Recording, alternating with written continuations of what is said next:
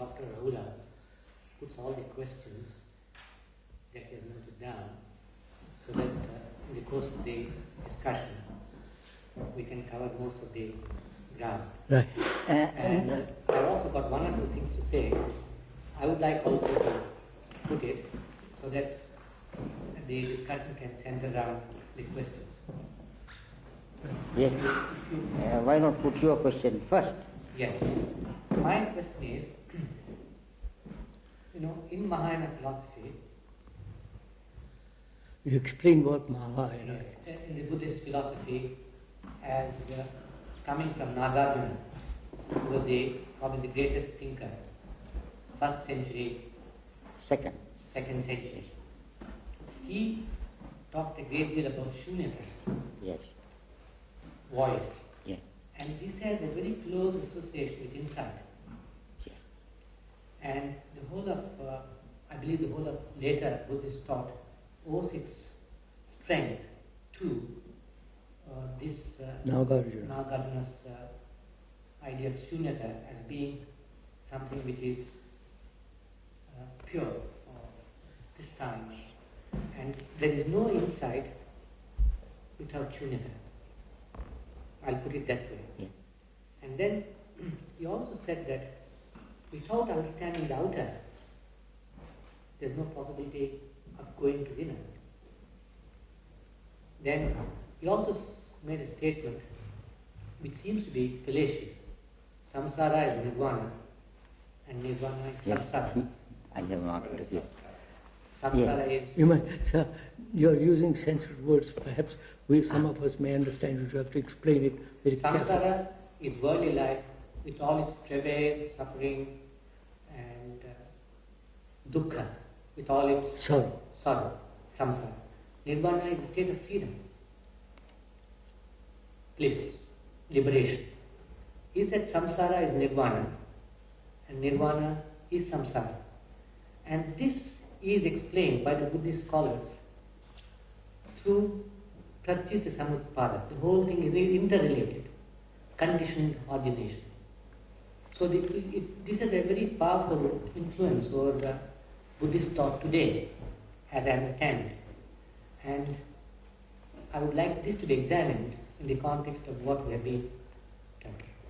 What is I haven't understood the statement.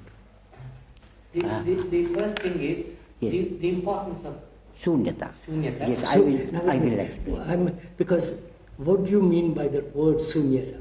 Yes. May I explain it? From the Buddhist point of view, I will explain. That is what you see. Shunyata is literally, it means voidness. Void, empty. Emptiness. Shunyata. Nothingness. Sunyata. Nothingness. Yes. I know the meaning of meaning. it. That is a literal meaning. But the significance, it is attributed by Western Buddhist scholars mostly to Nagarjuna. That is incorrect. It is the Buddha who said this first. Yes. And Nagarjuna, as a great thinker, philosopher, developed it into a system. Yes. Whereas Buddha said in very simple way. Yes. And Ananda, who was Buddha's nearest associate, companion, disciple, asked one day, "Sir, it is said the world is sunya. World is sunya, empty. What does it mean? To what extent it is sunya, empty?" He said, "Ananda, it is without self." He used the word atta, atman. It is without self and anything pertaining to self. Therefore it is sunya. It is very clearly explained. In many other places he told a man, "See the world as sunya and you are liberated." And these are the original statements. Nagarjuna took these ideas and developed by his Madhyamika Karika based on Pratityasamutpada, that is dependent origination, Yes. or I would rather call it the conditioned genesis. Yes. And on that philosophy, that is, everything is interdependent, relative, nothing is absolute, everything is cause and effect, and cause cannot be separated from the result, effect and dissipate is a continuity, and that is time also. Yes. And on this philosophy, Nagarjuna developed very highly as a system this teaching of sunyata, as void, empty. And that is exactly what Krishnaji says also. There is no self, and you see it, and every problem is solved. There is no complication, there is no problem. That is how I see it in relation to his explanation. Then the second thing you said, what was the second question? The Sunyata. relationship Between the outer and the egg, yes. and inner. That is exactly what Krishnaji and Dr. Bohm discussed as actuality and truth, or reality and truth, and it is published in that new book. And that is Samvriti Satya and Paramartha Satya. This is also accepted Buddhist philosophical position. Samvriti Satya is conventional truth. That is what we do, talk and eat and all these things. It's Samvriti Satya within duality, within relativity, that one. That you can't say this is false, this table. But in another sense, this is not so. But Samvriti Satya is that conventional truth. Paramartha Satya is the ultimate absolute truth. These two also cannot be separated.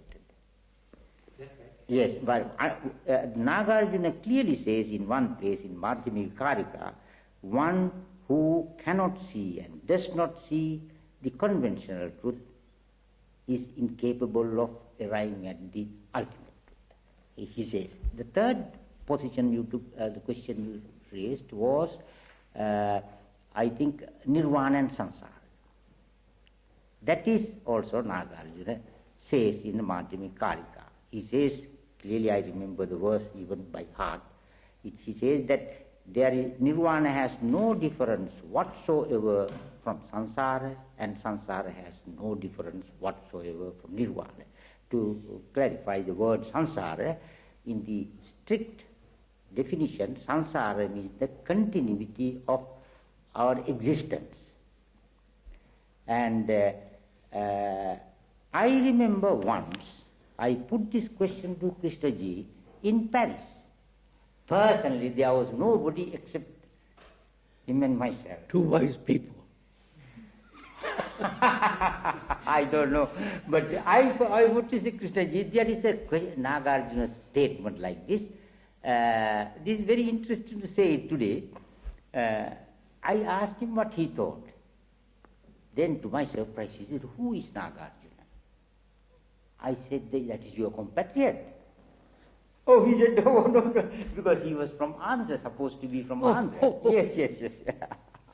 And then I explained to him who Nagarjuna was historically, as a thinker and a philosopher. I said, in Buddhist history, perhaps he is the boldest thinker, undoubtedly, Nagarjuna.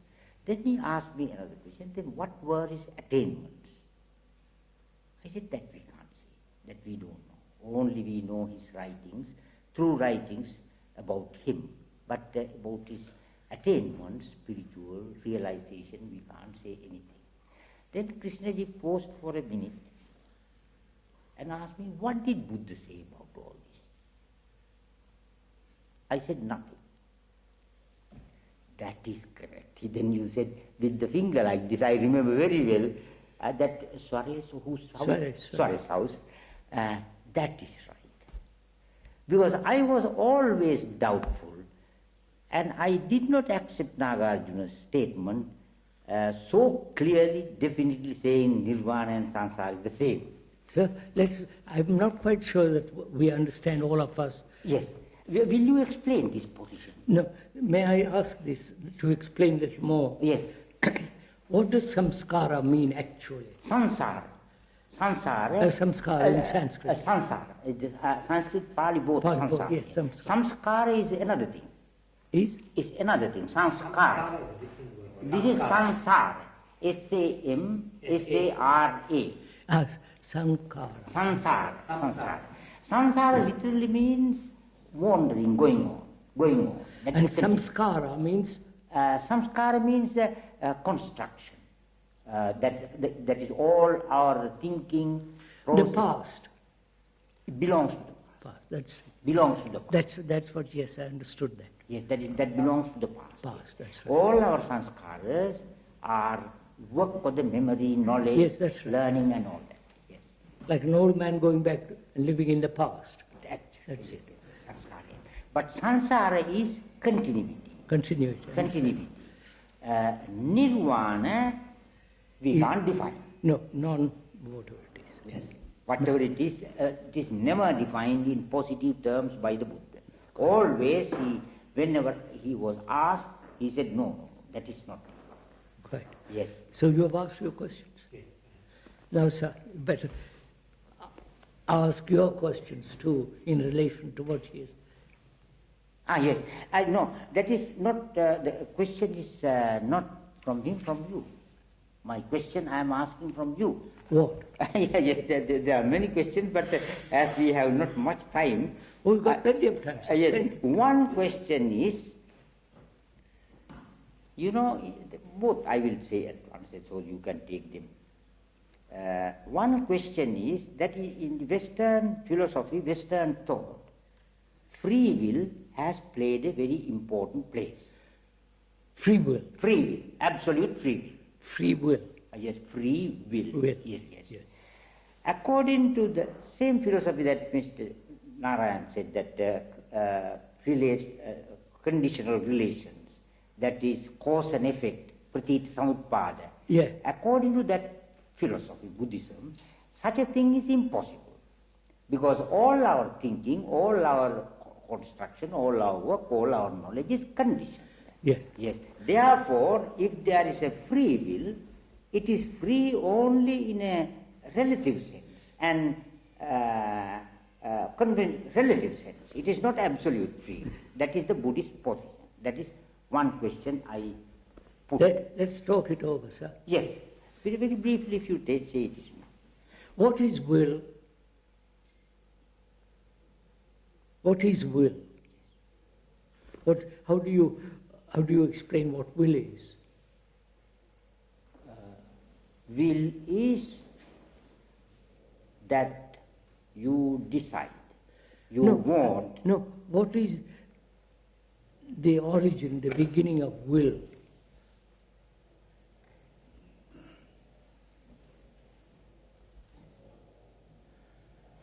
I will do this. I won't do that. Now, what is the meaning of will?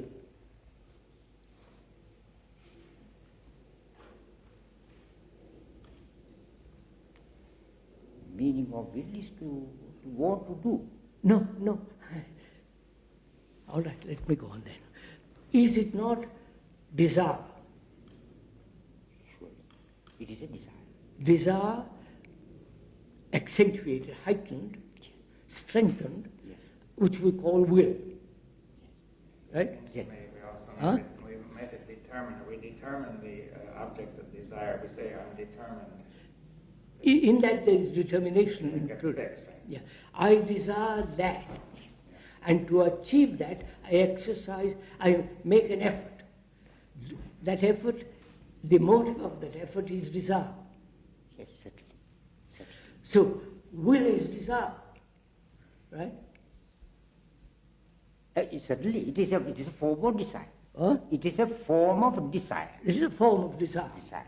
Now, can desire ever be free? Absolutely. That is what I wanted to hear from you. No, because you don't like to say that, but I want to say it. Because, yes. Desire can never, it can change the objects of desire. I can desire 1 year to go to buy this, and next year that change, but desire is constant. The objects vary. Yes. And the strengthening of desire, I will do that. The will is in operation. Will is desire. Yes. Now, can desire ever be free? No. But we say free will exists because I can choose between this and that, Yes. between this job and that job. I can go, except out of totalitarian states, I can go from England to France freely. Yes. So the idea of free will is cultivated with a sense that human beings are free to choose. Right? Yes. What does that mean? To choose.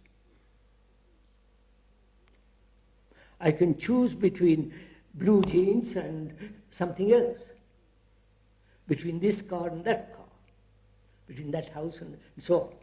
But why should I choose at all? Apart from material things, apart from certain books and so on, that's, why is there choice? I'm a Catholic, I give up Catholicism, become a Zen Buddhist. If I'm a Zen, I become something else. And I choose. Why? Why is there choice at all? Which gives one the impression that I'm free to choose. Right, sir? So I'm asking, why is there the necessity of choice at all? If I'm a Catholic and saw the whole significance of Catholicism with its abstractions, with its rituals, dogmas, and the whole circus round in it, and I abandon that, why should I join something else? Because when I've investigated this, I've investigated all the religions. So choice must exist only when the mind is confused.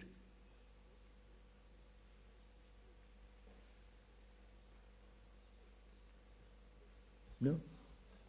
When it's clear, there's no choice.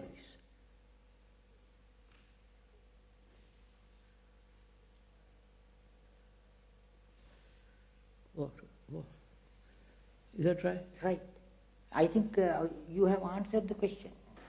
To me, you have answered the question. I haven't fully answered Well, it. I think that the Western philosophers might not agree with you, I'm not sure, but They won't agree, of course. They say that choice is not desire, the will is not desire, but the will is something else. I think that's my impression. Yeah, will is something else. But it's, Will is I don't know, a free act. free. The will is A free something act. inherited or is part of the genetic process to will, to be. But I think, for example, I can't say I know much about it, but the Catholic philosophers may say that when Adam sinned, he willed wrongly, let's say, and he said that he made a wrong choice, and he set us off. You see, but that's a very convenient way of explaining away everything. First invent Adam and Eve, the serpent and the apple, and God, and then put everything as the primal cry.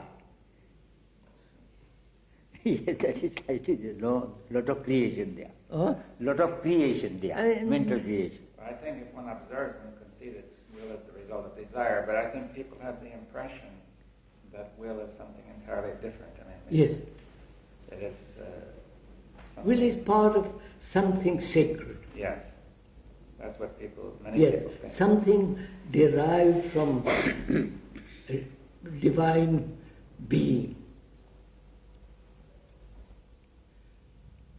According to the Western way. More or less, I mean, if I don't know very much Western philosophy, but Yes. what people with whom I have talked, and they may not be sufficiently informed, but they have given me the impression that will is something not quite human, not quite desire, not quite something that you cultivate. It is born out of the original sin, original God, and so on, so on, so on. But if one puts all that aside, which are all really theoretical, problematical, and rather superstitious, if you put all that aside, then what is will and what is choice, and what is action without choice and will? You follow? That is the problem. Is there any action which is not compounded with will?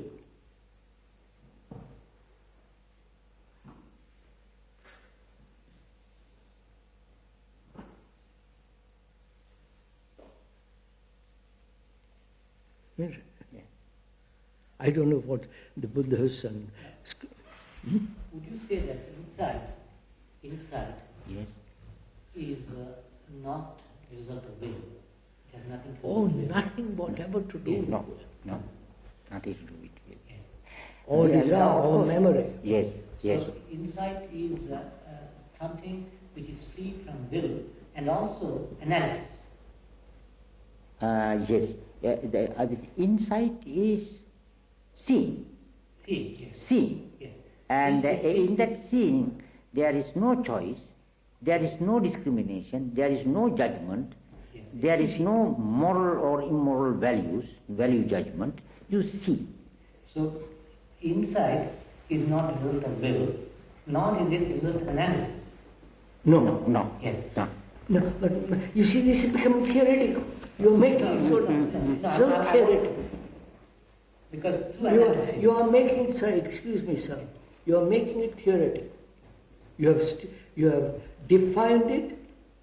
It's not this, it's not that, it's not that, and you think you have insight. No, I don't have then why discuss it? No, because we have been discussing insight so far. No. We have been now, Narayan, if I may point out, we are talking over together action in which there is no choice, in which there is no effort as well. Is there such action?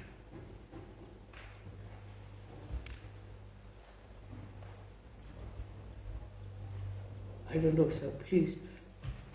There is such an action. Huh? There is such an action. You know it? Or is it a theory? Forgive me, I must be... you see, forgive me, sir, I want to move away, if you will forgive me, and I'm not being impudent. One should move away from theories. Yes. From ideas, from conclusions. But find out for oneself the truth of that matter, which is there an action in which there is no effort of will at all, and therefore no choice? So, what is correct action in which there is no will, no choice, no desire, because the will is part of desire and so on.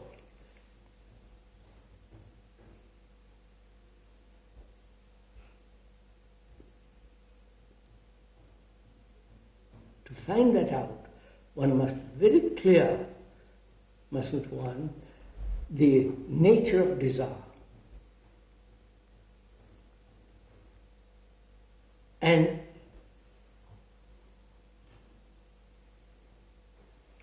desire is part of sensation. And desire being part of sensation, and thought identifies itself with that sensation. And through identification, the I is built up, the ego, and the ego then says, I must, or I will not.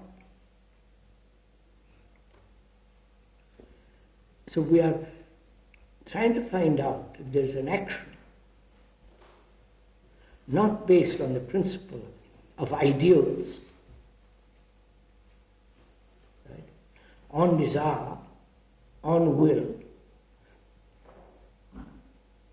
not spontaneous. That word is a rather dangerous word because nobody is spontaneous. One thinks one can be spontaneous, but there is no, because one must be totally free to be spontaneous. You follow? So is there such action?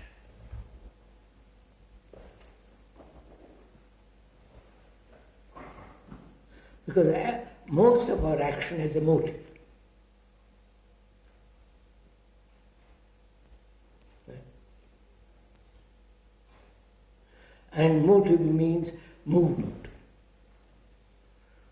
I want to build a house. I want that woman or that man. I am hurt psychologically or biologically, and my motive is either to hurt back. So there is always some kind of motive in action, which we know daily life. So then action is conditioned by the motive. The motive is part of the identification process. So if if there is a perception of the truth that identification builds the whole nature and structure of the self, then is there an action which doesn't spring from thought? I don't know, am I right, sir? Could we ask why, before we go into that, why there is identification? You see, why is it that this is so prevalent? Why does thought identify with sensation and other with things? why does thought? Why is there identification with something? Especially sensation. As sensation. Answer. Answer it, sir. I don't know. You're all experts. Is it the very nature of thought to identify, or are there forms of thought which don't identify with sensation? Now, why do you, if I may, again, most politely and respectfully, etc., etc., etc., why do you put that question? Is it a theoretical question or actual question? Because why do you, Narayan, identify? Let me put it this way. No, I won't put it differently. The only thing I can identify with is sensation. I can't have nothing else to identify with. So why do you give importance to sensation? Do you say, I'm a sensate being and nothing else? No. That's it. No, if I have to identify with anything, it can only be with sensation. Is there a duality in identification? Of course. Could we make it clear? In identification, as you point out, sir, there is duality, the identifier and the identified. Is it possible that you're trying to overcome the duality by identifying? Yes. Saying I am not different, is that when you are, or when you feel you are? You see, I don't want to enter into the field of ideologies, theories. To me, I have no interest in it. But I really, in investigating, I want to find out, perhaps I've found out, but talking over together, is there an action in which the self is not? In daily life, not in nirvana when I've reached freedom and then all the rest of it. I want to do it in this life, as I live.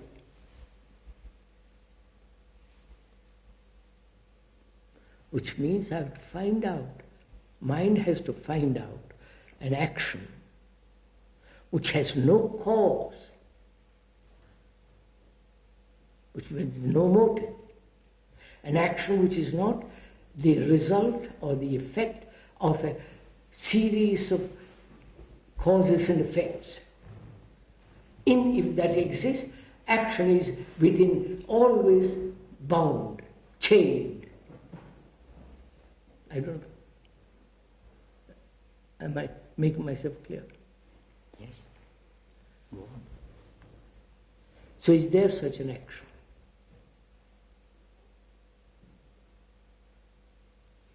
Well, it seems to me we can't find it as long as we're identifying. Yes, with this. So that's why I said, as long as identification exists, I can't find the answer. See, and why does thought identify that?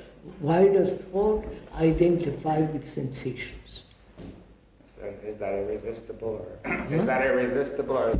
I don't know if it is irresistible or if it's part of sensation. How is that? Let's investigate. I don't like You to. think that sensation is behind that? Perhaps. When I say perhaps, that word is used for the purpose of investigation, not I don't know, but let's see. Right. But it may be. So, why have sensations become so important in life? Sexual sensations, the sensation of power, whether occult power or political power, economic power, power of woman or a man or a woman, power of environment, the influence of environment, the pressure. Why? Why has thought yielded to this pressure? Right, sir? Yes, and does sensation necessarily produce a pressure? It does when it's identified. Yeah, but then it's the two together. I know, but let's examine a little more. What do we mean by sensation?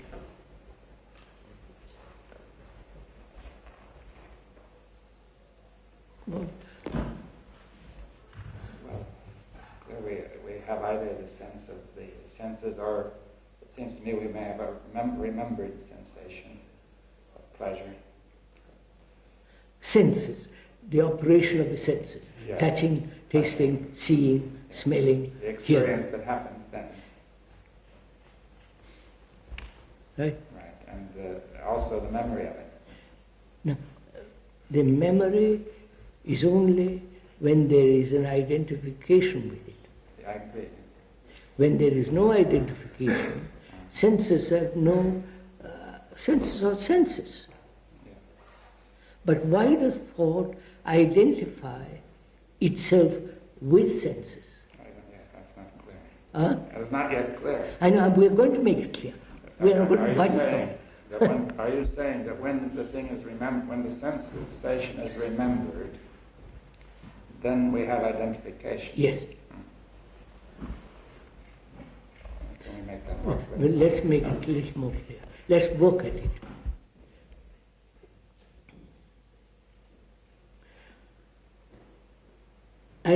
There is perceiving a pleasurable lake. Seeing a beautiful lake. What takes place in that seeing?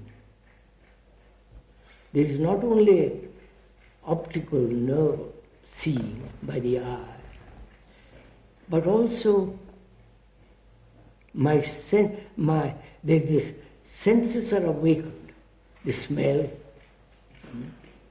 of the water, the trees on the lake. Could we stop a moment? I mean, when you say seeing, of course, you see through the visual sense. I'm using purely visual sense. Yes. Now, therefore you already have the sense, the visual sense of awaken, really to see. Is that what you mean? Yes, I'm just seeing. And that visually. Visually, optically, I'm just seeing. Then what takes place? That's Then what the other senses start to operate. other senses start operating. Why doesn't it stop there? What is the next step? The next step is thought comes in. How beautiful that is. I wish I could remain here. So thought identifies it. Yes. It says it's this. Yeah, because in that there is pleasure. In what? Seeing, Yeah. and the delight of seeing, then thought coming into operation and say, I must have more. I build a house here. It's mine. Why does thought do that? Why does thought interfere with senses? Is that it? Now wait a minute, sir. The moment the senses take pleasure, say, how delightful, and stops there, thought doesn't enter. Right? Now, why does thought enter?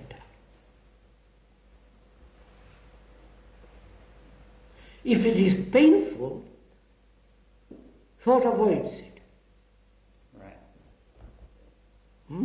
It doesn't identify itself with that. But it identifies against it. It says, I don't want it. Right? No, I mean, leave it alone, move away from it.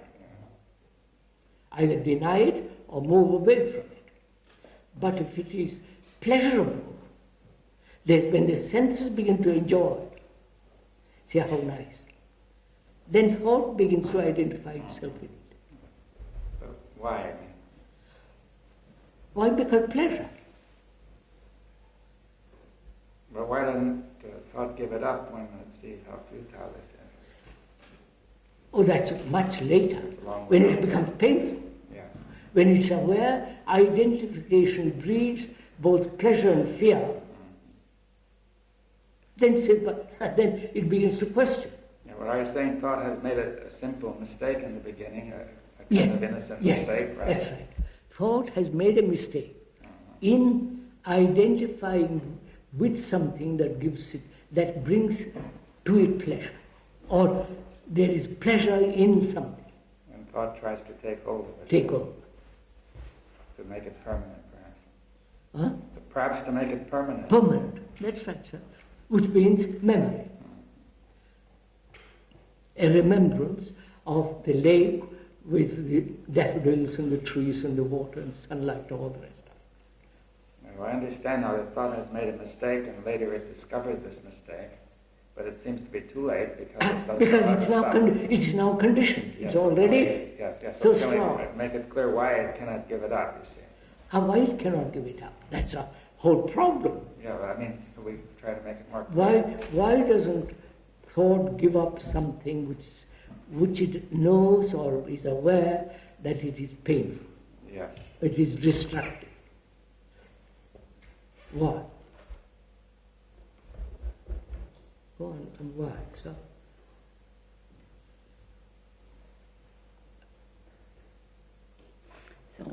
So let's take a simple example. Psychologically, one is hurt. Yeah. Well, that's later. No, I'm taking that as an Yeah. example, later example, doesn't matter, later on. One is hurt. Why can't one immediately give up that hurt? Because knowing that hurt is going to create great deal of damage.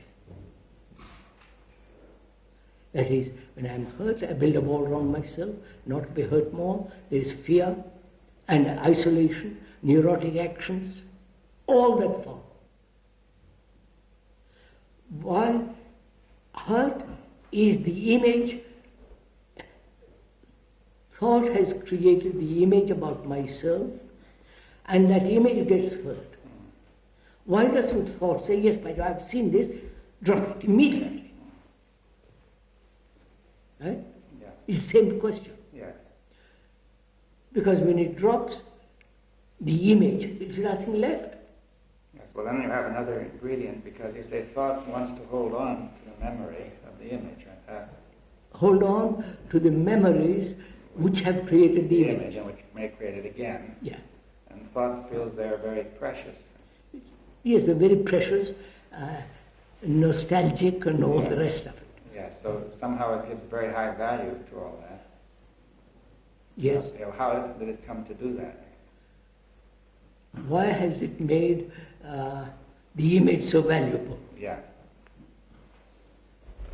Why has the image become so important, which thought has created? You see, if I may say, in the beginning was a simple mistake, and thought made an image of pleasure. And it seemed that it became very important, precious. Yes. And was unable to give it up. Yes. Why doesn't it? So if I give up pleasure, if thought gives up pleasure, what is there left? If it can't seem to return to the state in the beginning, you see, when there was nothing. That is the pristine state. That is it the is unable to return to that It state. can't, because thought has, all the rest of it. Yes. Well, I think that what happens is that when thought thinks of giving up pleasure, which has become very precious, then the mere thought of that is painful. Yes, giving up is painful. And therefore thought runs away from that. Yes, so it clings to pleasure. Yeah. It does not wish to face the pain. Till there is a better reward for pleasure, Well, then that's which will be change. greater pleasure. That's no change. Is it? No, but of course. That thought seems to have fallen into a trap which it has made, because it has innocently remembered pleasure and then gradually made it important. And then it has become too painful to give it up. Because any change from immediate removal of pleasure is very painful. Because it has nothing else then offers. There's fright. Yeah. Well, then at once, but you see, it is, in the beginning it was not frightening to have nothing else. Yes. Now it is. Yes. In the beginning, that means beginning being the beginning of man. Yeah.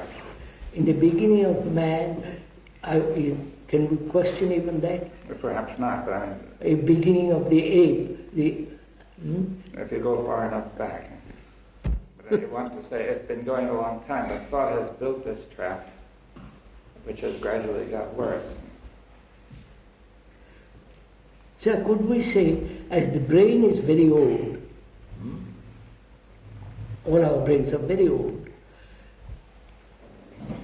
merely tracing it back further and further and further and further and further, you can't ever find out. Yeah, so but I can say, but my brain is now as it is, which is very old, conditioned, in terms of pleasure and pain.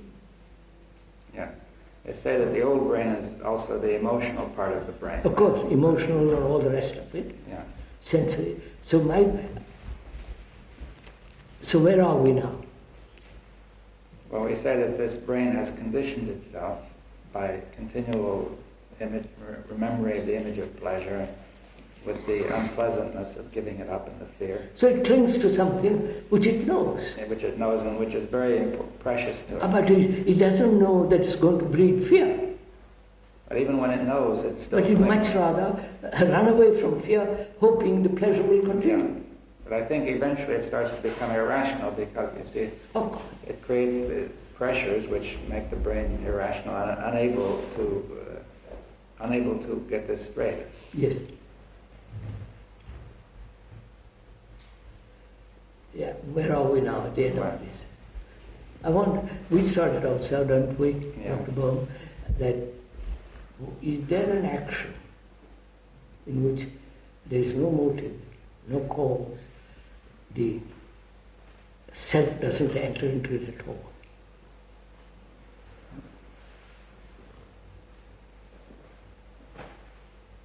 Of course there is. There is when the self is not. And this, which means no identifying process takes place. I see there is a perceiving of a lake with all the color, the glory and the beauty of it. And that's enough. not the memory, cultivating memory, which is developed through the identification process. Right? But see, the Guiding always raises the question, how are we going to stop this identification? You see that? I don't think there is a how. Right, what will we See, do, right? that which means meditation, Yeah, I understand. control, Yeah. practice. And that way makes the mind mechanical, dull, forgive me, I'm not, and literally incapable of receiving anything new. If it imitates, if it just imitates it, this is precisely what happens. What? If these practices are done with imitation. Yes, that means if that practice becomes an imitation, then it is a the terrible mind, conditioning. Then mind is mechanical. What do you mean imitation? If you tell me, if I may make it very simple, just 3 times a day put your hand on the floor and something will happen. You do it. And I do it. I do not think about it. I do not inquire about it. I do not say, why? Now what happens? Why should I? If I do not question it, if I just mechanically do it, nothing will happen. I'll get only more and more fuzzy. Yes, but if I inquire into it, why? What for? Why What is my reaction? No, my question is, I have listened to somebody who says, put your hand there, and then I begin to inquire. But I don't accept anybody telling me I must put my hand there. Then I don't have to inquire. I don't. Do you remember that famous story of a guru? He had a favorite cat. Yes. And he had many disciples. So every morning, before they all started meditation, he caught hold of the cat, put it on his lap, and meditated. And when he died, the disciples had to search around for a cat. Yes. Yes. I mean, that. I have heard differently. The cat was tied to Yes, somewhere same so that thing. he may not come and disturb. Yes, anything. same thing. Yes, yes. No, you see, our minds are mechanical anyhow, have been made mechanical. Can't we investigate why we have become mechanical? Rather than practice that which is non-mechanical, which may be mechanical. I'm with you, yes. We can, since there have been whole people before us, since there have been people who have become whole before us. I don't know. Or it seems, if I I don't set know. I out don't on know my about quest, it I- seems likely. But you see, you accept it. I am looking at it as a possible proposition. I don't know. I start with Yeah. myself. I don't look to somebody who is enlightened. I don't know. They may deceive themselves. This is why it is worthwhile trying to find So out I by say, oneself. I start, and one must start with oneself. Oneself is already second hand, living in the shadow of others. So why look to others? So here I am. From there I begin. It's so simple. While the other leads to so many complications. I do not necessarily see it as a complication. If I have an idea, there is something that is more than my illusion, my suffering, my general state of dissatisfaction, in which I am and which I have to face. If I do not think that there is any possibility, then I might not even try. If I see that there might be a possibility. I do not need to take it for true, but it gives me the sense that it is worthwhile trying to work with myself as my own subject of experiment, but to why work do you it out. Why do you want a motive? With that, I think it is almost impossible not to start with that motive, because that starts from self. No, madam, we are talking about the same thing, aren't we? Mm. I just want to know myself. Not because I suffer, I go through, I just want to know what I am. Not according to anybody, but just know by myself. So, I begin to inquire. I begin to look in the mirror, which is myself. In the mirror says, your reactions are these. And as long as you have these reactions, you're going to pay heavily. You're going to suffer. So that's all. So now, how am I, an ordinary human being, knowing all my reactions, ugly, pleasant, hateful, all the reactions one has, bring about an observation in which there is no motive to restrain or to expand reactions. I wonder if I make myself clear. Yes, yes. How am I to observe myself without a cause?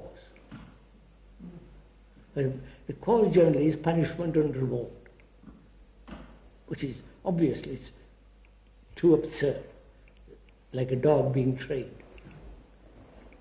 So, can I look at myself without any motive?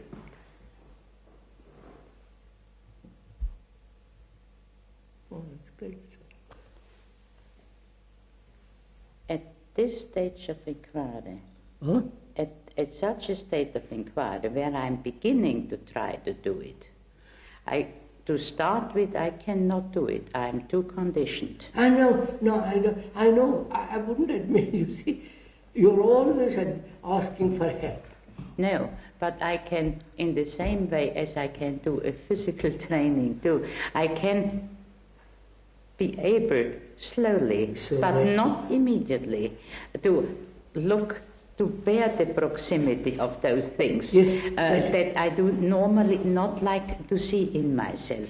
I understand that, madam, which is like, I have no muscles to do certain exercises. In a week's time I have those muscles by doing exercises. That same mentality is carried over. I don't know myself, but I will gradually learn about myself. It's not that I need to gradually, we have to be careful here, it's not that I need to gradually learn about myself. It is only that I have to develop the courage, the strength to bear. It is the same thing. It is the same thing. I haven't the strength, physical strength to do certain exercises. The same mental operation goes psychologically. I'm weak, but I must get strong. It's not that I must get strong. I think this is where one gets oneself into a... Cul-de-sac. Yes. It is not for the motive. It is a very real suffering out and looking and suffering out and looking and suffering out and looking. And there is a changing factor in it, which in the end makes it possible. Again, gradual, evolution. And I say that's totally, if I may point out, I'm not correcting you, that lead nowhere, that's an illusion. It need not lead to anywhere, but if it is continued in that spirit, with that attitude, not I get something out of it, then there is a sudden change possible, and it does occur.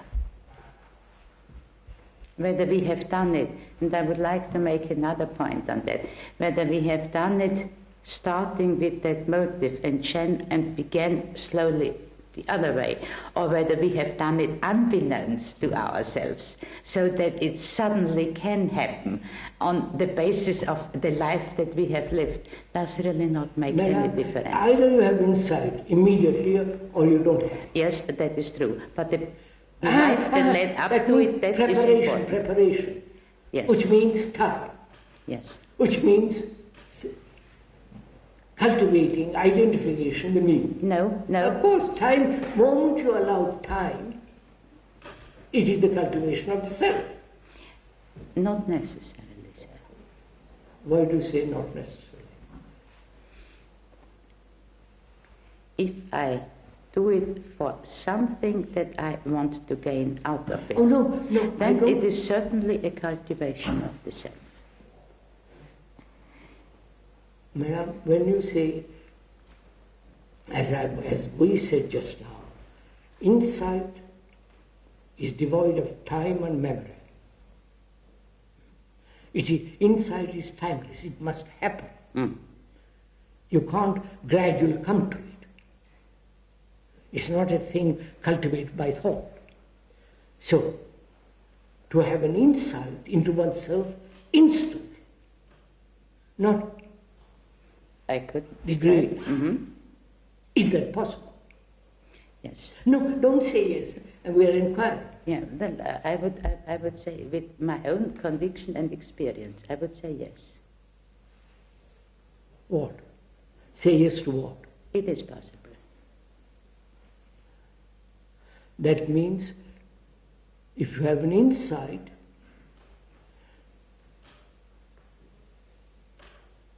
that insight wipes away the self. Not momentarily.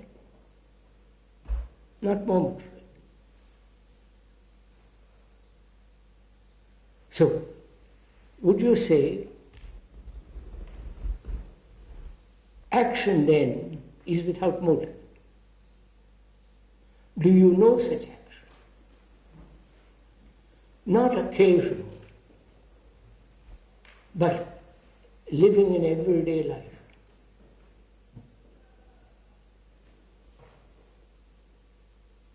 I don't want to be occasionally fed, but I want to be fed every day. I don't want to be occasionally happy. I want to have, all the rest of it. So, as insight is devoid of time and divorced from memory, thought, therefore, is there an action born of insight? You understand?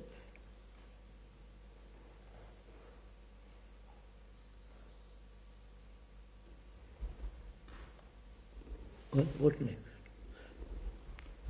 Yes, if you had the insight, if you have insight, I shouldn't say had, because had means memory, again, No, past. have insight. Yes, have insight. If you have insight, there is no exception. All your actions are without motive. But that's right. Again, forgive me. Are we here talking theoretically or actually? Actually. That means action is correct, accurate, right through life. Yes. For So, you may make mistakes technically,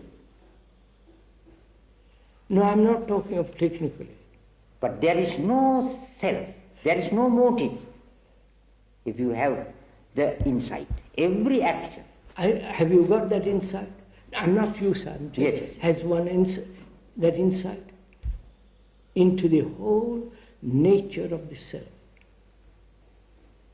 Not arguments, not inductions, not deductions, not conclusions, but have an insight into the nature of the self.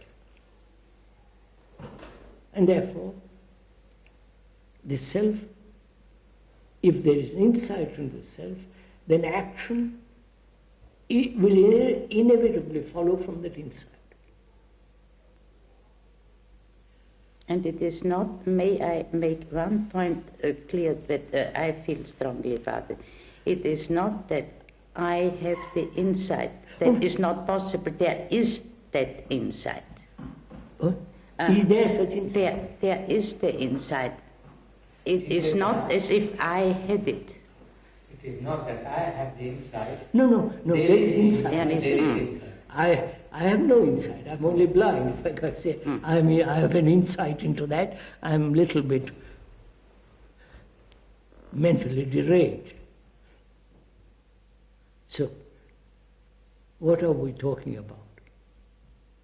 You asked a question, sir.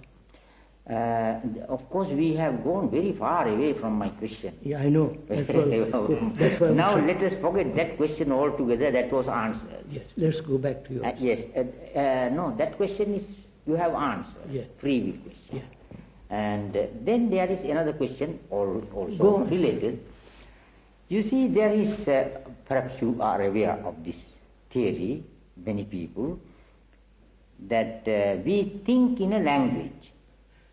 There is a belief, many people say that. What? You think in a language. Very Yes. often they ask me, in which language do you think? Yes. I say, I don't know. But I say, there is no language in thinking.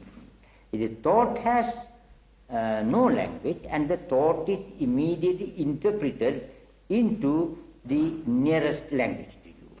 And Sir, could you convey your thought to me without the word? that is what I say. When you convey the thought, it is interpreted. No, sir. Can you convey your thought to me without the word? That depends on the level of two people. Which means what? Yes. I don't know whether you accept it or whether you have that experience. Without talking, without words, there is communication. That is, sir, there can only be communion, when you and I are on the same level and with the same intensity at the same time. Right? Which is what?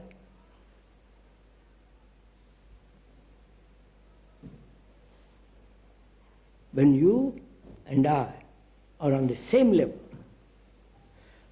and with the same intensity, at the same time, what is that thing?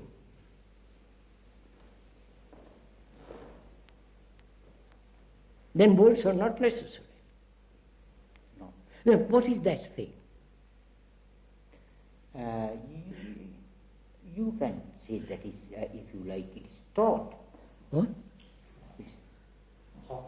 No. Sir, when we both of us like that, what is that quality of that state? Not the absence of thought, but the quality, the perfume, the thing of it. Wouldn't you call that love?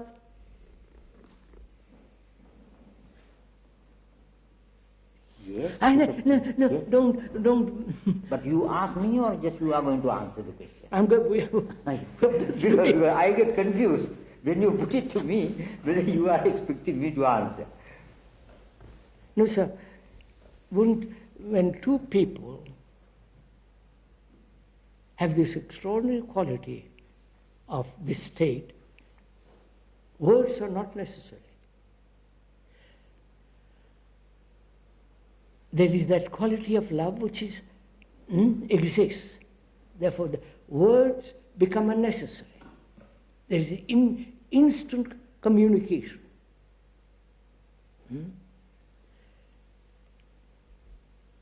Now, for most of us, language drives us.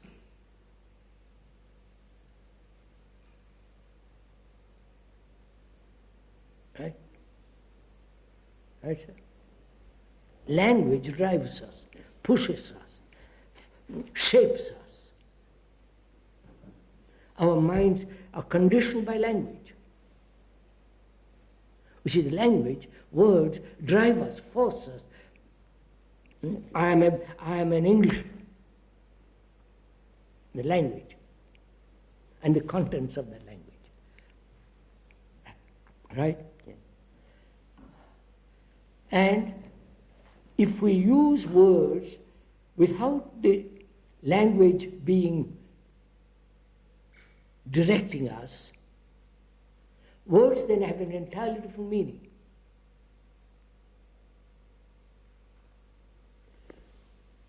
Sir? Huh? The language doesn't drive you, but you drive the language. Language, that's right. If you are not identified, I think that ordinarily we are identified with our language, and therefore it is driving us. But if we are free of identification... No, that's why, sir, that's extraordinary how language has made us. I'm a communist. Yes, well then you are, that's an identification. I'm a Catholic. That's it. And you think that language is the major source of identification? One of the patterns, one of the, yeah. And I don't know whether it will be useful. I would like to remind here is a very important Mahayana Buddhist philosophical attitude. And which is that? That is, it is said that the world is caught up in language. Namakaya, Padakaya, Gandhikaya. Yes. These are the words used. These are Yes, Sanskrit words too. Yes, pardon? In Sanskrit too. Yes, these Sanskrit word, of course. And it is said the ordinary man is stuck in words just like an elephant in the mud. And so one must go beyond Namaka, Nama, Pada, Vyandana to see the thing. No, but... Because as long as you are, as you say, is driven by language. Are you?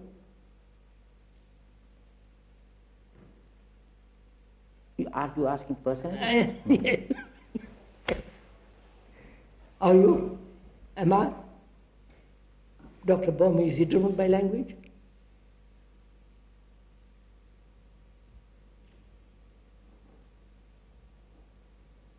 That I can't say. I'm, You answer that. I can answer for myself. Yes. I'm asking you. Yes, you answer for yourself. Oh, absolutely. Yes. That's enough. No. Oh, yes. No, Yes, that's not enough. But I think the more skillful or scholarly one becomes in language, I suppose there's a greater possibility of being Caught. in Yes. Yes. Certainly. whereas a rustic might just use it for simple communication. So that was your question. Whether thought has words, whether thought Or rather, is part of words.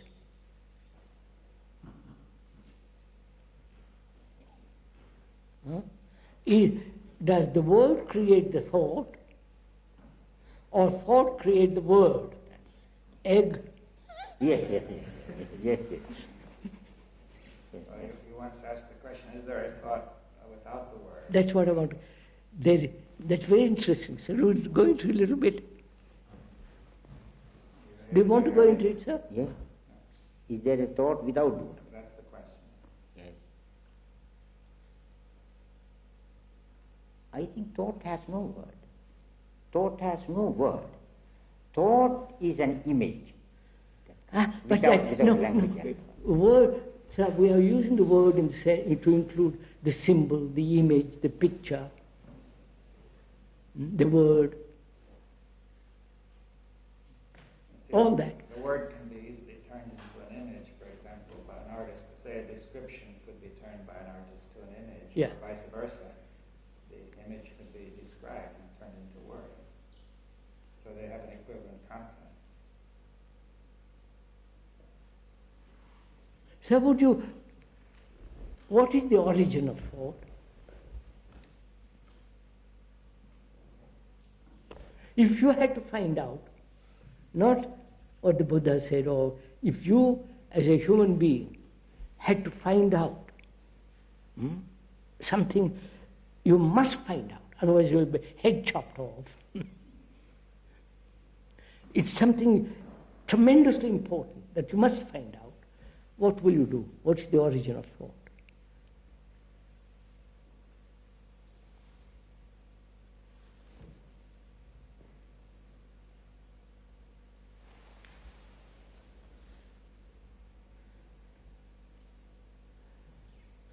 God made the world, and the Word was incarnate of, what is it?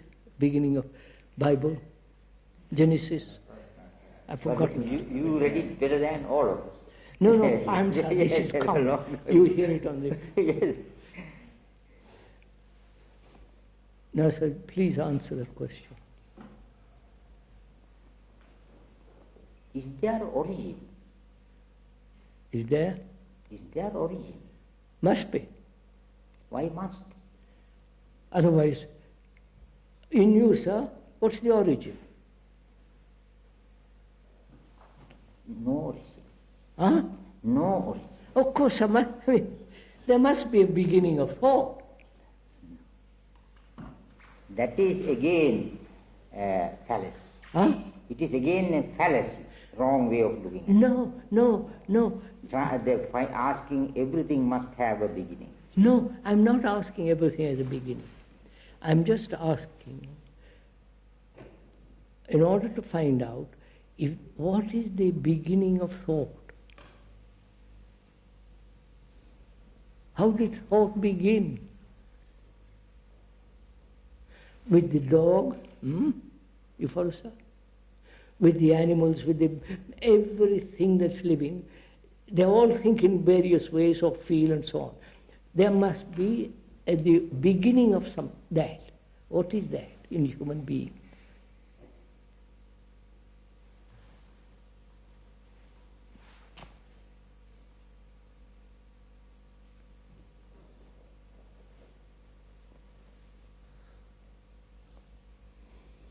If we had no desire at all, we would have no What? thought. If we had no desire at all, we would have no thoughts.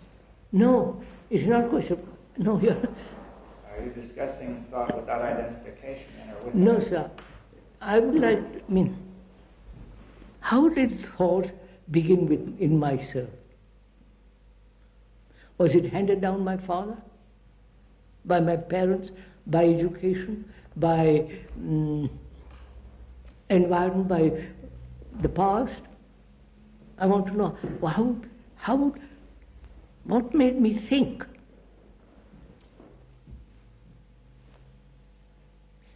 Go on, sir. What made you think?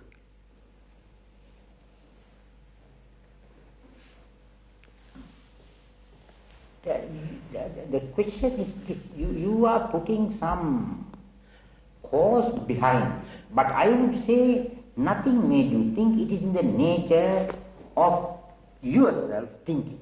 And you see, there is no other cause. oh yes, there is. What is that? I'll tell you in a minute. Yes. No, I am not the final authority, sir. But I mean, I like to talk it over. If I had no memory, would I be thinking? I ask you again, what is the origin of memory? That's very simple to answer. I remember seeing you in Paris, which I don't, but suppose I remember seeing you in Paris. That is recorded, isn't it? Right, sir? That, of course, that is accepted, generally accepted that things are in the brain. No, it is the ordinary fact. No, that I don't agree. That is an old 19th century, 18th, 20th century theory that everything is recorded in the brain somewhere. No, sir. Look, I met you this week, right? Yes. You come back a year later. I hope you will. Then I said, yes, sir, I recognize you. Right? How does that recognition take place? Very good, you carry on, because this is a question that I wanted to ask you. Exactly, I have wrote it down. How does memory rise? Yes, I didn't ask it, but this is the question I wanted very much to know. I'm doing that, sir. I meet you now, and in a year's time, you come back. I hope you will. We'll have a discussion. And then I say, yes, sir, Mr. Rahula, we met last year. How does that take place? Very simple. Memory, I've read, brain has recorded that memory of meeting you. Learning your name. So that is memory, which when I meet you next time, I recognize you. Right? There's nothing illogical. How does it happen? That is the question. Oh, it's very simple. You have been introduced to me. We have sat down here for 2 afternoons and morning, and that is remembered. When you come back next year, I said yes. If I didn't remember, I wouldn't recognize you. Right? So, recording goes on. It's not 19th or 1st century or 20th century. Recording must go on. The elaborate educating process of learning a technique, how to drive a car, go to the moon or whatever it is careful accumulation of memory, which then adds. There's nothing wrong in that, is there? How does it happen? Sir, I don't know how to drive a car. So I go to the man who teaches me how to drive a car. I take 24 lessons. At the end of it, I'm inspected, and the man says, "We're pretty good," and gives me, I've learned it. By driving with him, he's telling me, be careful, turn to the left, and he's guiding me all the time. So at the end of 24 lessons, I'm a good driver, I hope. And that's all.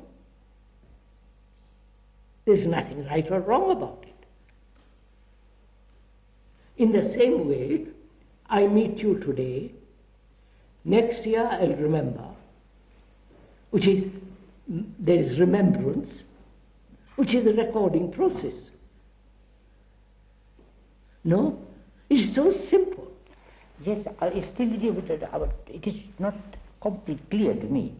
It is, let us admit, it is recorded. How that record comes up when you meet me next year? It does. Oh, when I see you, that memory springs up. You say, oh, he is Mr. And the recording is the image, pleasurable or not pleasurable. I hope it will be pleasurable. Pleasurable or not pleasurable, and that's recorded. And when I meet you next time, I meet you. But if it is not pleasurable, I say, well, what a bore. That also is memory. And I turn away and talk about something else. So this whole process is recording. How I've learned to drive a car, how I learned to speak English, French, German, whatever it is. There must be a recording. No? Certainly, it is so. There must be a recording. But you say 19th century. Yes, what I want to say is it is not in the brain. Oh, that is the thing. I would see. Say. Where it is it? In the nature of what we call generally the mental faculty. Just as eye, ear, nose, etc., mind faculty, mental faculty also is a faculty. Yes. That is one of the potentiality, Yes, well, it's the it has faculty, nothing to do with the brain. it's the faculty of the brain to record. It is not the physical brain.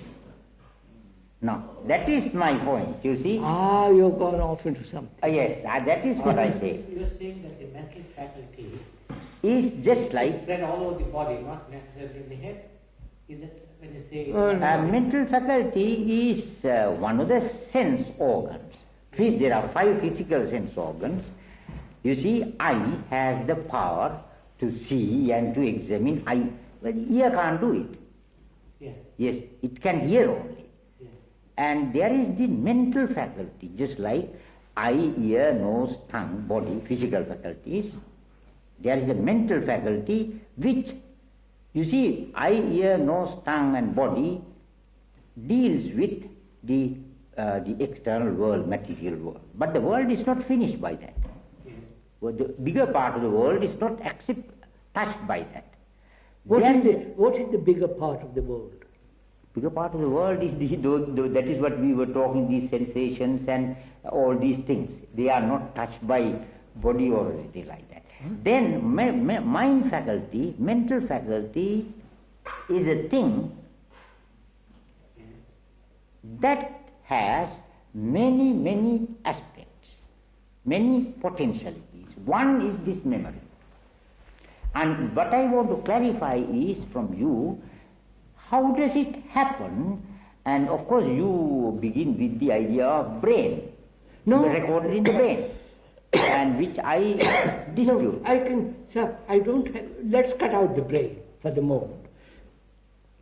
I meet you today and I see you week later. Yes. There is a process of recognition. All right. Yes.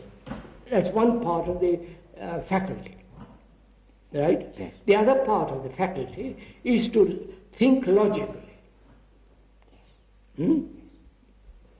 Or not logically. So there are several aspects to Mental faculty. faculties which is made up in the mind. Yes. Mind, you cannot have mind without the brain. Yes. The mind, certainly, because not only by brain, without the body, without the stomach, without the heart. What? It includes all the Whole physical, without the physical existence, you can't have a mind. That's all. Therefore, Why only brain? yes. So, mind is part of the senses, right? Mind is part of the thought, emotions, certain faculties to think, and so on and so on. Is that outside, or the whole structure of the organism, the whole brain, body, eyes, ears, all that, is part of this mind which is the process of thinking? No? Are you saying mind is thought, or is it more than thought as well? I don't know, but I know It includes I don't want to say that. Just say thought. I only want to say the mind, as long as it is functioning within the field of thought, is limited. Yes, well, you mean consciousness, the mind is. Yeah, consciousness is limited. And we say it's limited by these faculties, wherever they That's are. right, whatever they are. And,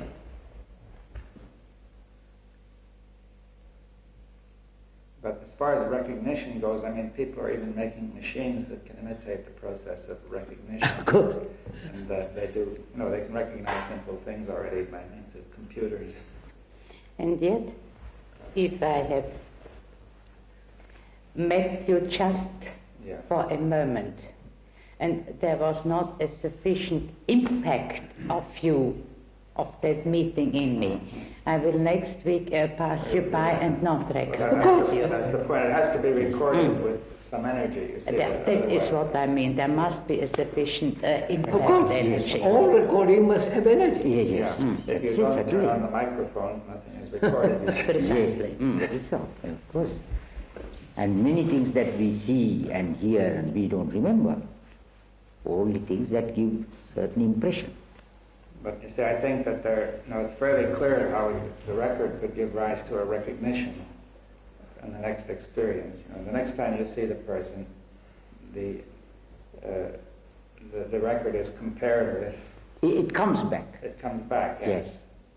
It is exactly like the computer takes it up. So our brains are computers. I should say no, not the brain. What is the brain? Brain may be the basis. Not only why do you say brain, but the whole body, whole heart. Without heart, can you think? No. No. And therefore, sir, we said that. Yes. The brain, the mind contains the brain, the feelings, the heart, the whole structure. All the nerves. We are using the word mind as consciousness. Which is, I cannot have consciousness if the heart doesn't function. Yes, that is why I use the word mental faculty instead of saying mind or consciousness, or the word with the faculty embracing, englobing all that department. What do you mean by the word faculty? What does the word mean, sir? I've forgotten. I don't know. I looked up. Capacity and ability. Yes, that's right. Capacity Yes, to do something. ability, yes, faculty. The ability to do is also faculty. Like when you say visual faculty. Yeah. No, sir. Ability to do depends on knowledge. If I didn't know how to play piano, that is, No, excuse me, sir. You are going away from the point. I said the mind faculty, mind has the power, the capacity, the potentiality to do all that. And those are different aspects of the thing. Oh, I see. The faculty is inborn. Yes, inborn. In it itself, it has the power. And you can't ask why and from where. No, I won't ask that. I won't accept the mind has the inborn faculty. To think. I mean, that. Yes. No. Inborn, which means it is not genetic, it is not hereditary. Well, no, that. No, that is genetic. No, that is not right. Then what is it? Well, I mean, say the mind, just like our eyes have the power to see. So the mind has the power to do all those tricks, all those things that we are talking. Yes. The memory and reaction and sensation and all that. Mind is the active energy to do all this. Well, also the physical structures all over the body. Yeah. I think it's a good analogy to say the eye has certain possibilities, and in this whole body you have already the infant has the ability to think already built into him because of the heredity. How is this built-in coming to be? By growing in the same way that the eye grew. You see, the eye has a tremendous... Which means evolution. Evolution, yes. Which means, wait, yeah. Go slow. Which means, right from the beginning, it has evolved. Yes. Till we are now monkeys, greater monkeys. Sorry. Again, sir, I question that. You took for granted Darwin's theory. I don't take Darwin I see this happening in the world. No, when you say we are evolved from the monkey. No. That is, I don't accept it. We have evolved from imperfect man. Or not evolved from perfect man. We are going down the hill instead of uphill. Or we are going uphill from imperfect man. I wonder if it's worth, we really want to discuss all these things, that there are really details that... details here. That are not certain and... yes. That is why I object to that statement from the monkey evolving. We don't know about it. I don't know, sir. I don't know how we have evolved, but I do know a very simple thing, which is without recording, there is no thought.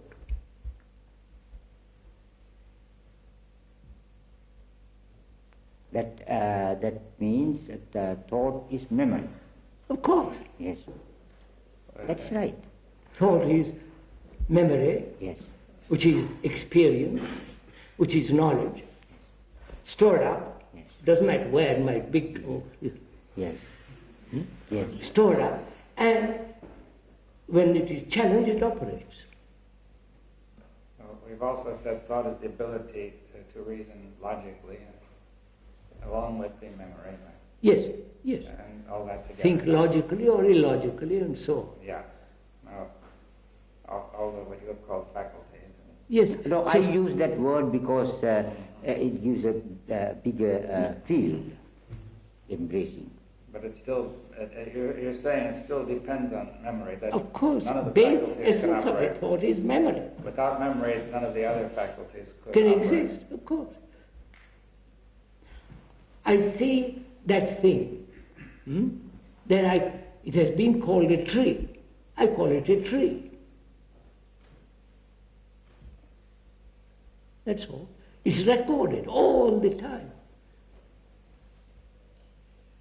Without that recording, there is no beginning of thought. There is no thought.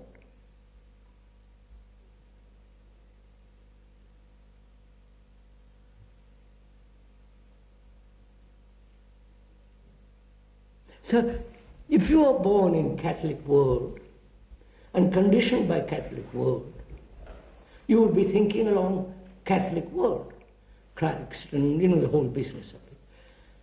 So you are conditioned by propaganda, by books, by priests, by all the circus that goes on, as you are conditioned in India, Ceylon, and so on.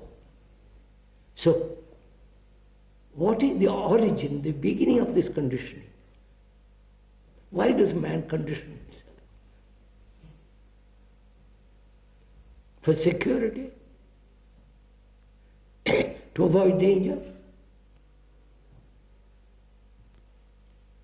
Obvious.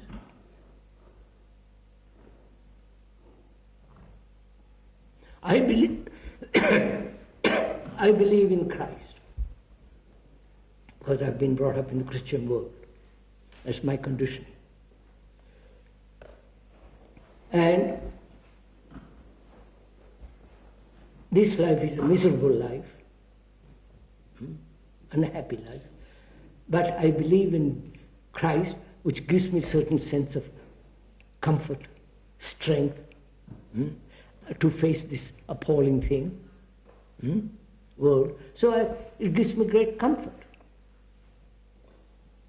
That's all.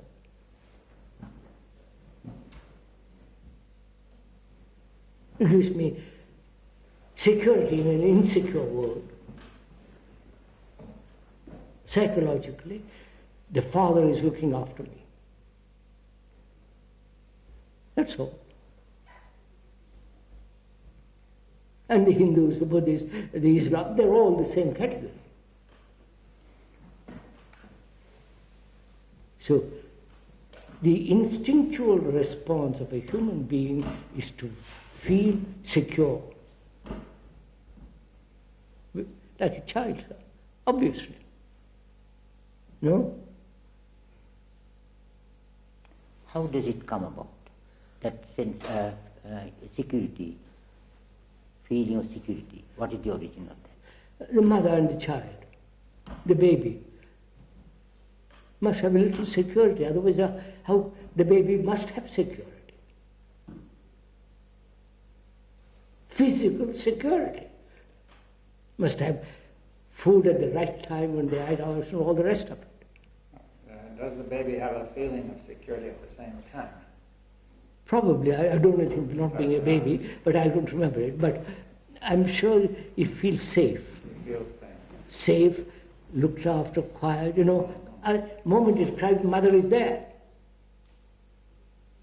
To change the diapers, to feed her and all the rest of it. What's wrong with that? From that physical security, we turn to psychological security, which Christ gives me. It may be nonsense, unreasonable, all kinds of things. But I like that. At least I have comfort in some illusion. But I don't call it illusion. If you call it illusion, I'll kick you. So we go on that way. You have your security in something, I have my security, Narayan has his security in Islam, and so on.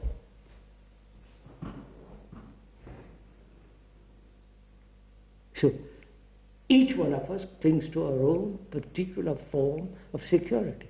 Whether it's reasonable, sane, rational, that doesn't matter.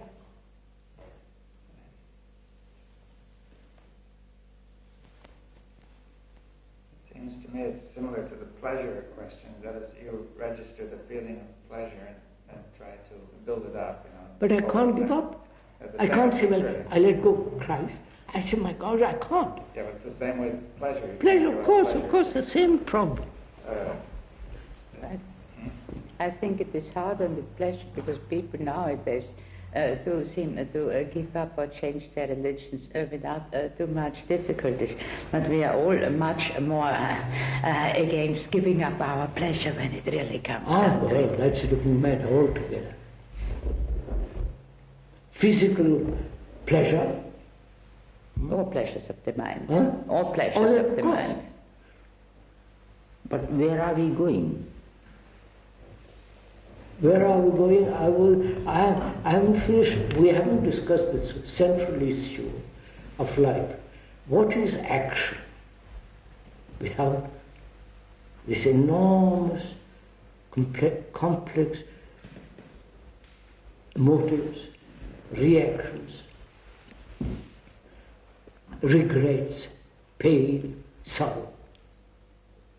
Can a human being live in action without all this dreadful confusion? That's all. And you say, yes, you can live. And you tell me, if you're a Christian, believe in God, believe in Christ. He will save you from all this. And I am so unhappy, I say, God, help me, and I cling to it. And you or X say, I believe in all the things that the Buddha has said, that to me is good enough. I'll take comfort in that. Buddham saranam gacchami. Yes.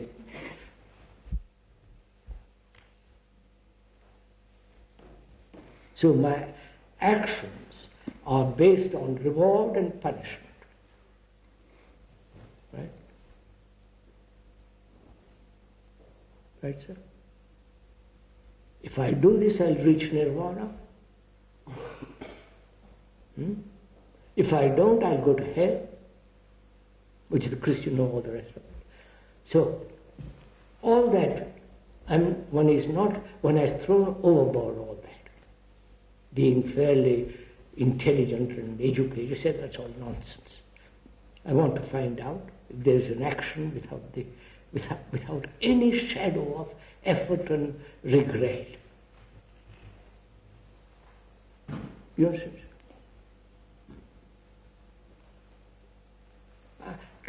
It is important to find out, not theoretically or casually. It is a burning question, a passionate thing. I must find out. Because I don't want to enter into the cage, into the rat race.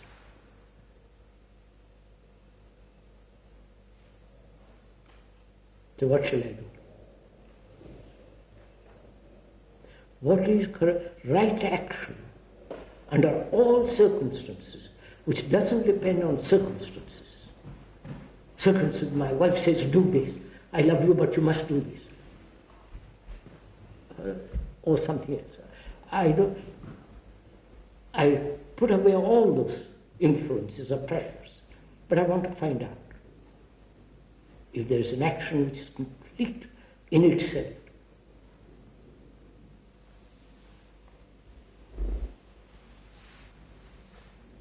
So I must understand, is there an action which is total, which is complete, whole, not partial? Which means, can I observe myself wholly, not in fragments?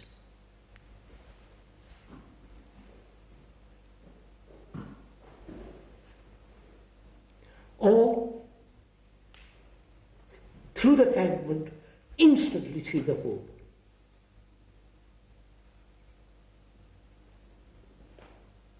So is there an action which is whole?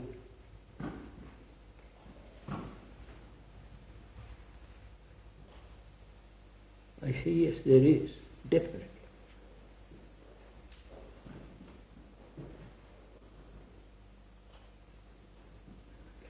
What? Don't you ask me what is that? I wanted to ask. Ask I was it. waiting for the reply. Ask it. I wanted to ask, what is that?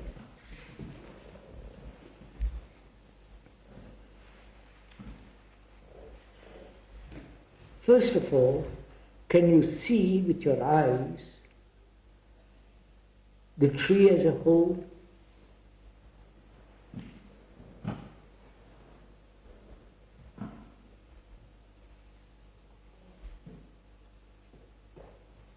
Can you see your wife or your husband or your girlfriend or boyfriend as a whole entity?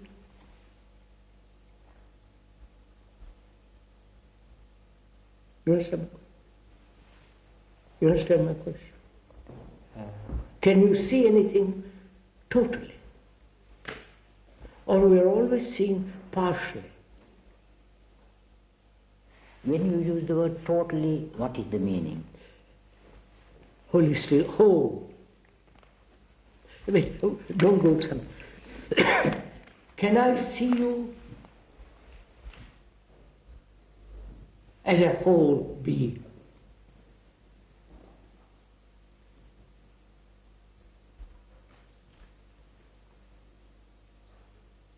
You understand? Can I, wait a second, can I see humanity as myself, which is the whole? That's good enough. The good. Can I see humanity as myself?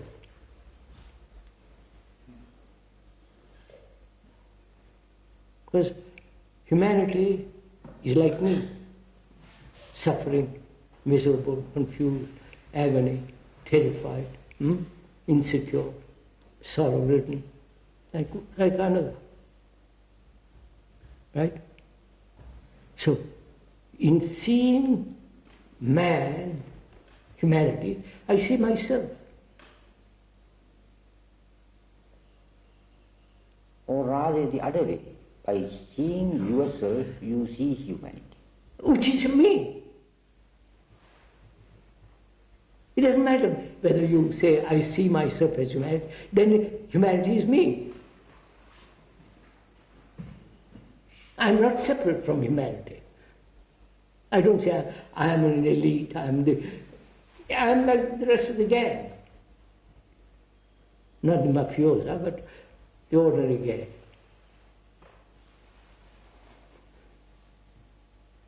So, I see the world as myself, which is the whole.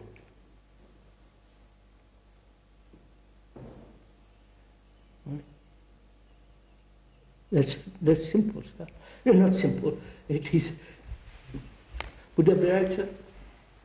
I was wondering if we could, what you said, consider the tree for a moment. That tree is too petty. I don't want to move. I mean, it's not very, when you say you see the tree as a whole.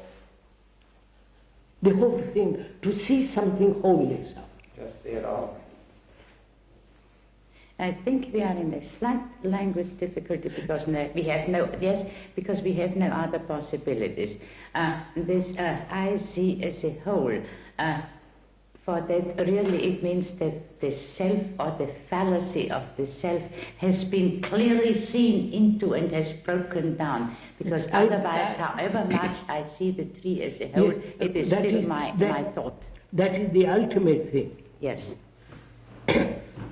But can you see your husband, your wife, or your girlfriend as a whole being? Totally, you can't you? How does that happen when you can see somebody wholly? The tremendous, but not my, warmth. Oh, Warmth comes in, warmth comes in.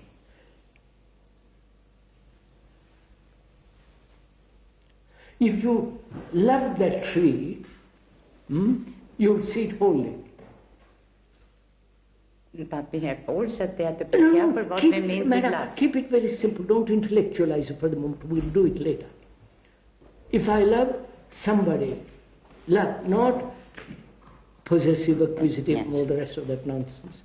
If I love, it is, the whole thing is there. The totality of that man or woman is there. So can I see myself wholly? Myself being humanity. I am not different from humanity. I am not an individual. That's all phony.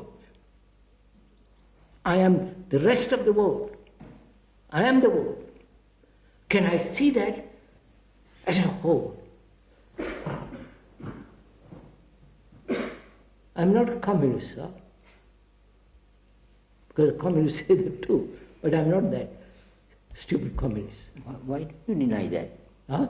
Why do you want to deny communism like that? No. What is wrong if you are a communist? No, you misunderstood. No.